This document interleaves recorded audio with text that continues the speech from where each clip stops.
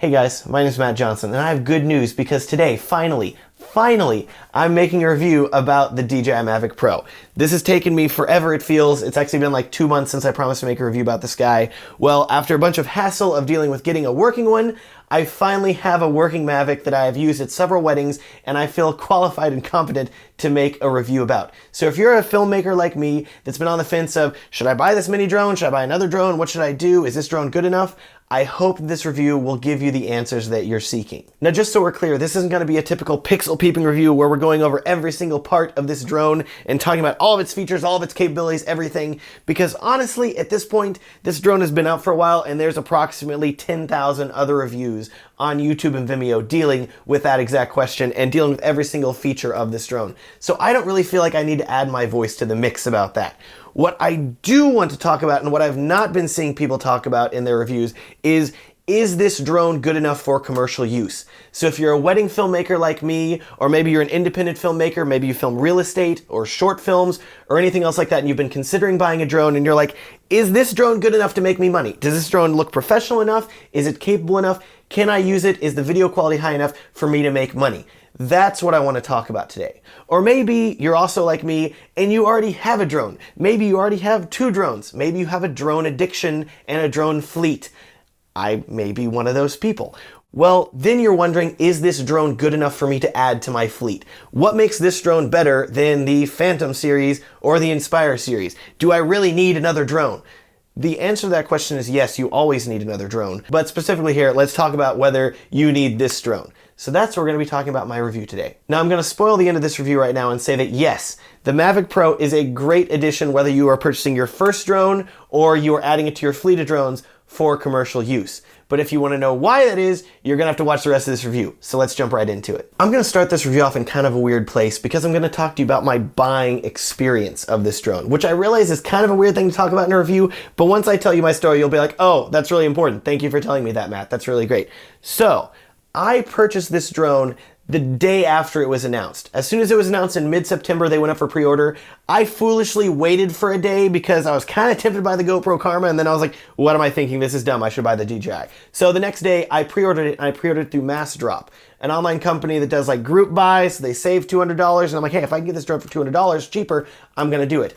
Well, that came with a caveat that it was not going to be shipped super quickly. So I was thinking, and they were promising, oh, into November, you'll get it. And that turned into December. And then by mid-January, I was getting no communication from the company. And they're like, hey, the drone will come eventually. And I'm like, I want to fly this thing and use it. Other people are doing that. I want to do the same thing. So I canceled my pre-order with Massdrop, and I looked around and I saw that Newegg was shipping within 5 business days, saying, hey, we'll get your drone to you really quick. And I said, I love that idea. I want to get this thing. So I ordered, and it came in the mail within 5 days. I was like, my beautiful Mavic's here. I'm so happy. It's wonderful.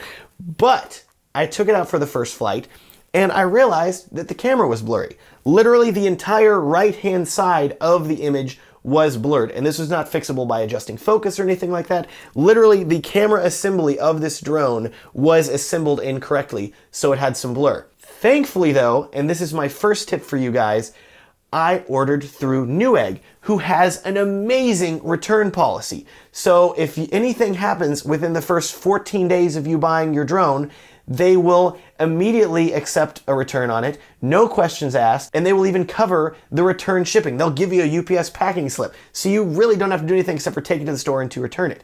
So I immediately returned it to Newegg, and I ordered another one. My second Mavic came a week later, and I took it out for flying, and I'm like, hey, the lens isn't blurry, this is great.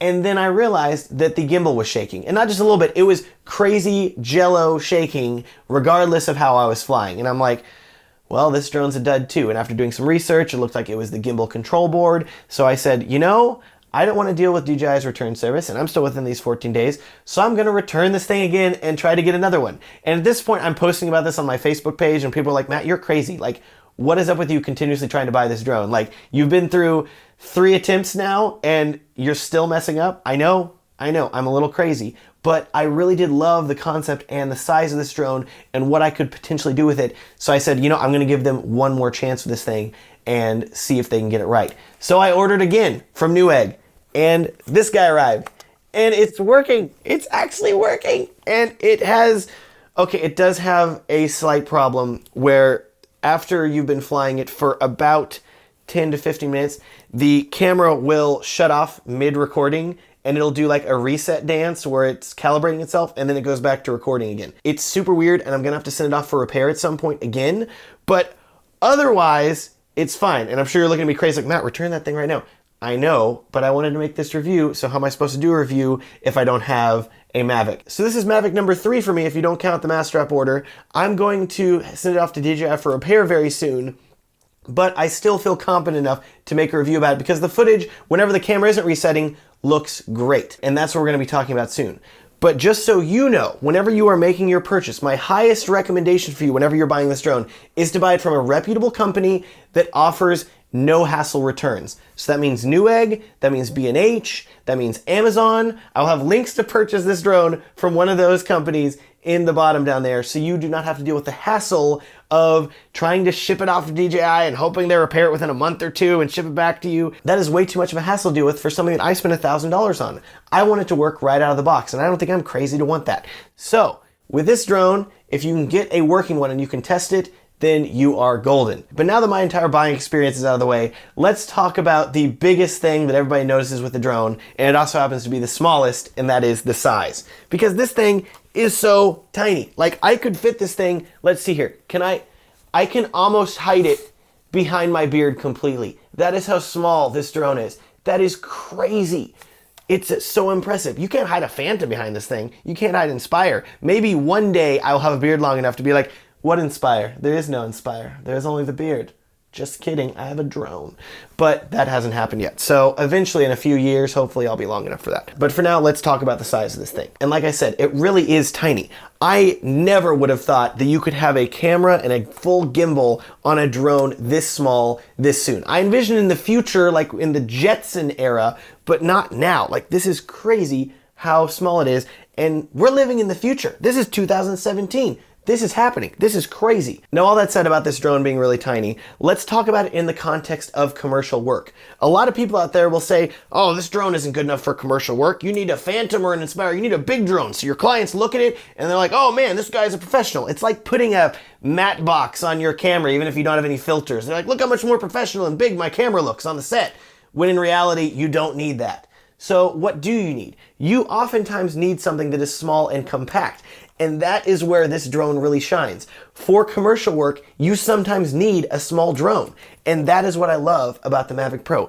It is so tiny. Now, not only is this thing physically tiny, but it's also quiet, which is amazing because I don't know if you've flown the Phantom or the Inspire. The Phantom isn't super loud. The Inspire, though, sounds like a weed whacker taking off. It's up in the air and everybody's like, oh, look, a drone or a small airplane, because that thing is so loud and they can immediately tell where it's at and be like, look, it's a drone, duh.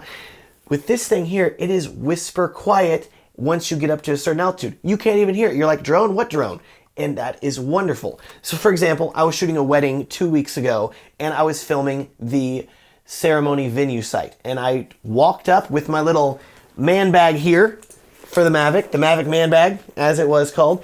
And people don't even give you a second look at this thing.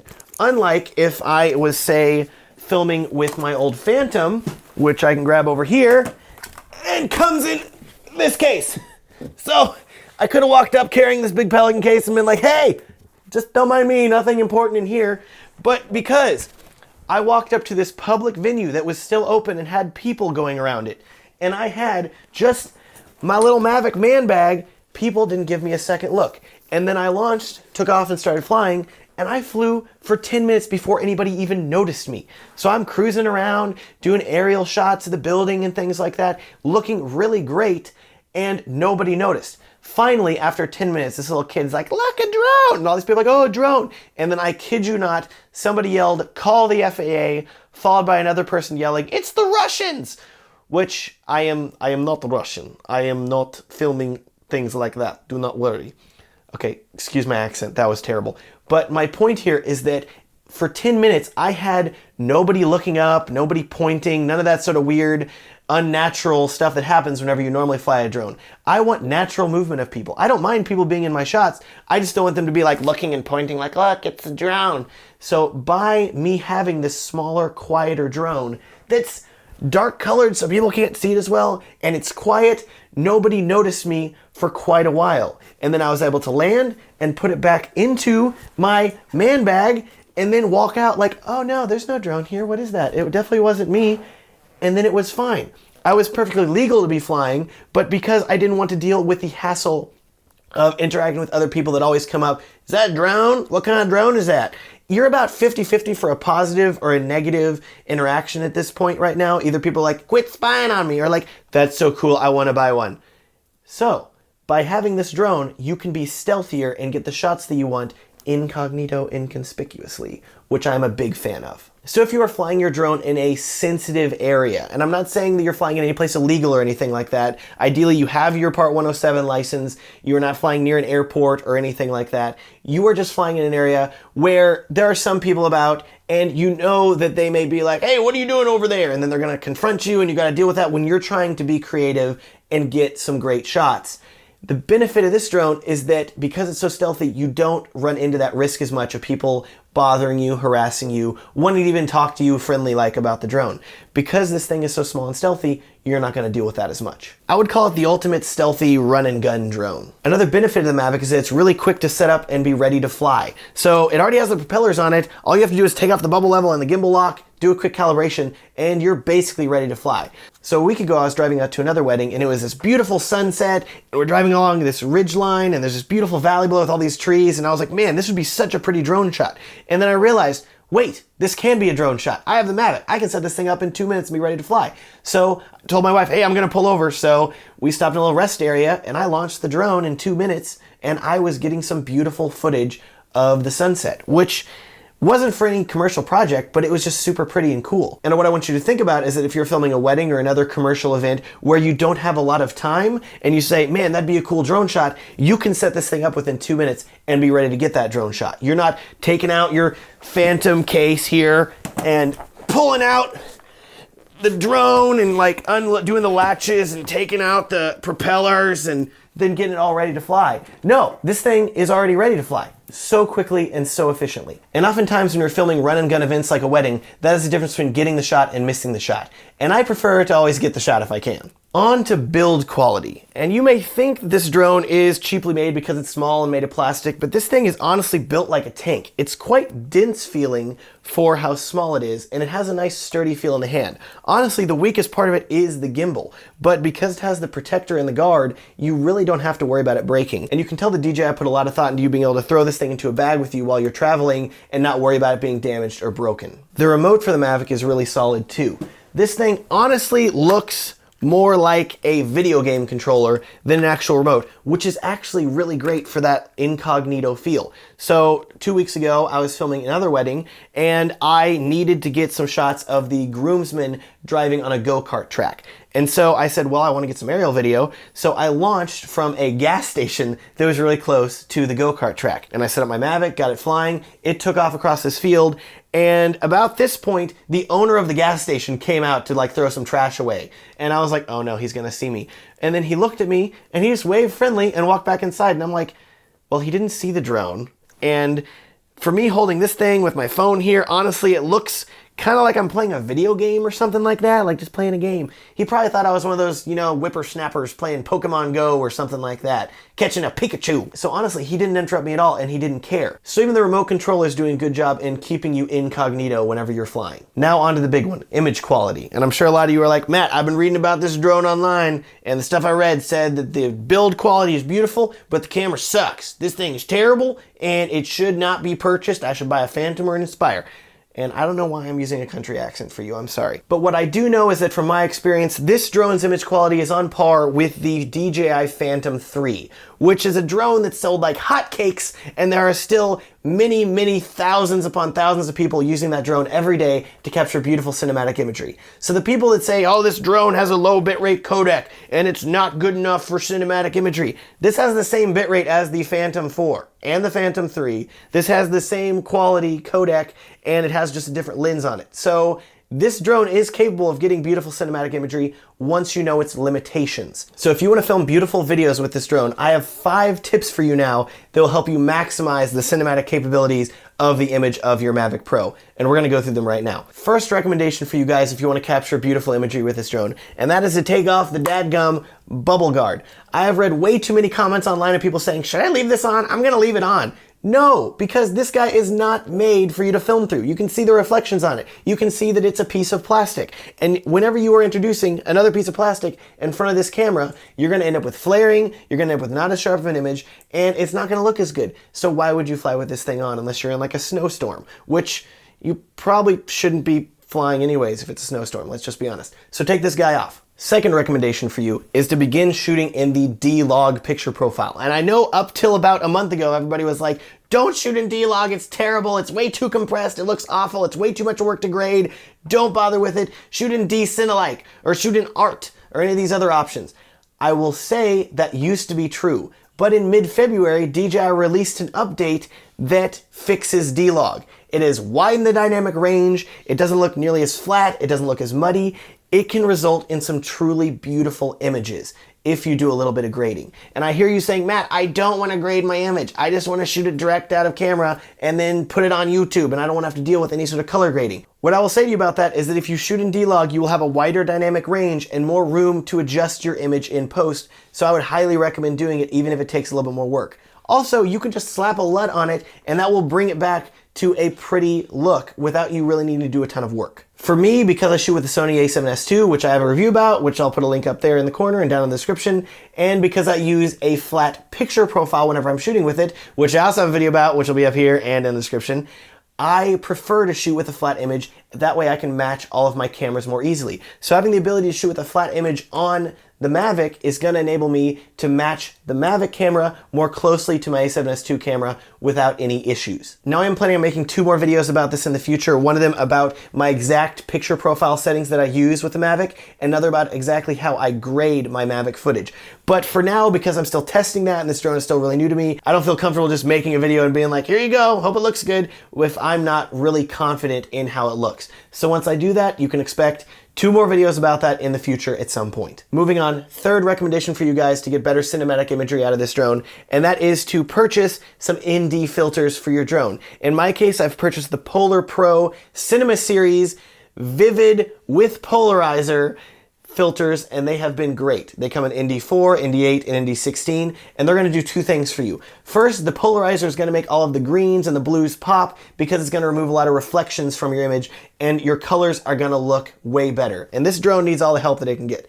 The second thing that's going to do is that it's going to enable you to stop down your shutter speed so that it is double your frame rate. So for me, I'm usually shooting in 4K at 30 frames per second, so I want my shutter speed to ideally be at 1/60th of a second, which is gonna give me the best motion blur for my image. And you can say, well, Matt, I can just crank it up to 1,000, I don't need those things.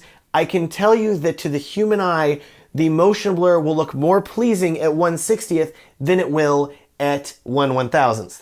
Just because of the way that the camera captures the images. You can look at examples yourself and make your own decision, but for me, I think that that is a great reason to purchase ND filters. I will also have links to the Polar Pro ND filters that I purchased and love down in the description of this video. Fourth recommendation for you guys, and a lot of you are gonna be duh, but shoot in 4K with this drone, because that will maximize your bitrate and your image is going to look its best. You can always scale down to 1080p if you want to.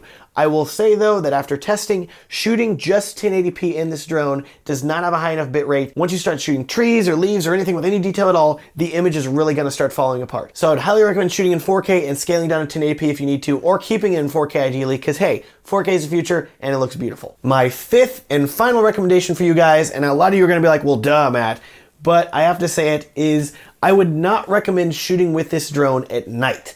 And I realize that if you are a Part 107 commercially licensed drone operator, you're not legally allowed to fly at night without a waiver anyways.